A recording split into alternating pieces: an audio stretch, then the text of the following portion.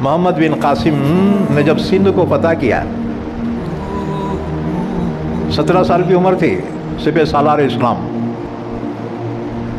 لیکن خلافت میں ان کے خلاف سازش ہوئی، ان کو واپس بلایا گیا اور پھر بلا کر ان کو قتل کر دیا گیا۔ جو لوگوں کو فائدہ پہنچائے گا وہی زمین پر ٹکیں گا۔ تو یا تو مسلمانوں اپنے اندر ایسا کوئی ہنر پیدا کرو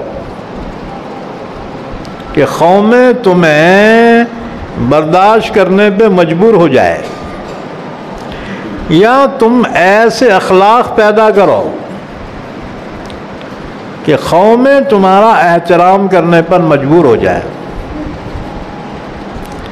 یا قوموں پہ ایسا احسان کرو کہ قومیں تمہارے احسان کے بوجھ تلے سے نکل نہ سکے۔ ہاں جی،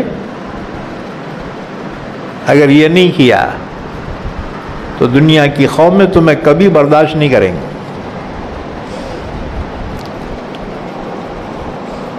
تو بہرحال ایک مثال تو یہ بیان، دوسری مثال، سونا اور چاندی کو سونار کیا کرتا ہے؟ بھٹی میں تپاتا ہے، اتنی گرم اتنی تیز آگ میں کہ وہ پانی بن جاتا ہے، سونا یا چاندی پانی بنتا ہے اور اس پہ جھاگ آتا ہے، اس پہ جھاگ آتا ہے۔ اب وہ جھاگ تو نکال کے پھینک دیا جاتا ہے کہ اس میں مکسنگ ہے وہ، اور باقی جو رہ جاتا ہے وہ خالص سونا، خالص چاندی، یہ تمہارے کام آتا ہے۔ تو اس سرزمین پر تمہیں ٹکے رہنا ہے نا، تو ایسا کام کر جاؤ کہ قومیں تمہیں کہیں جانے نہ دیں، قومیں کہیں تم ہمارے یہاں سے کہیں نہ جاؤ۔ محمد بن قاسم نے جب سندھ کو فتح کیا،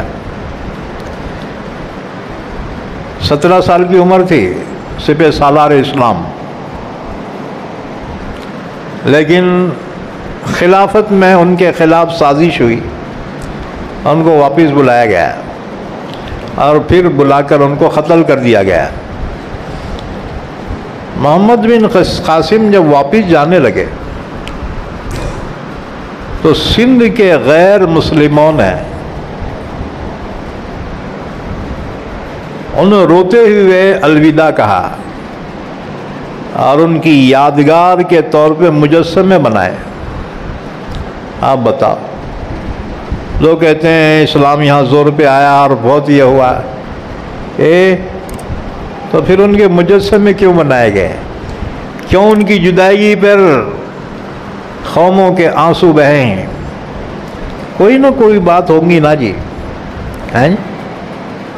تو اپنے اندر ایسی کوئی خوبی پیدا کرو یا ایسے اخلاق پیش کرو کہ تم دنیا سے جا رہے ہو، سارا جہاں تم پہ رو رہا ہو تمہاری جدائیگی پر۔